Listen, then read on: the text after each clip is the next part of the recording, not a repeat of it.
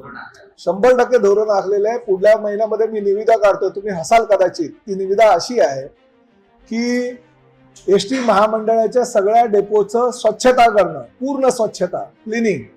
ST महामंडळाच्या सगळ्या शौचालयाचं आतल्या भांड्यासह नळांपासून सगळी स्वच्छता करणं. माझे ड्रायव्हर कंडक्टर जिकडे झोपता त्याचं बेडशीट पासून, उशी पासून, चादरी पासून सगळ्यांची लॉन्ड्री करणं. माझ्या ड्रायव्हर कंडक्टरचे कपडे वॉशिंग करणं. माझ्या ड्रायव्हर कंडक्टरचे शेविंग करणं, केस कापणं, त्यांना स्वच्छ ठेवणं.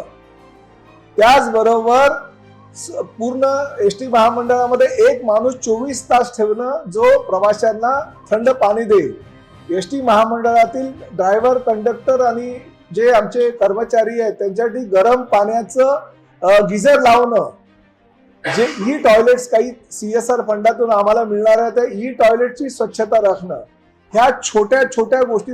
प्रत्येक बसमध्ये किमान कुणी अशा बाटल्या ठेवून जातात, जशा आता आपण इकडे ठेवून घेतो टेबलावर, तशा पद्धतीने पूर्ण बसेसमध्ये बाटल्या पडलेल्या असतात. वडापाव किंवा काही वस्तू खातात ते चिटोरे आधी कचरा तसाच ठेवला असतो.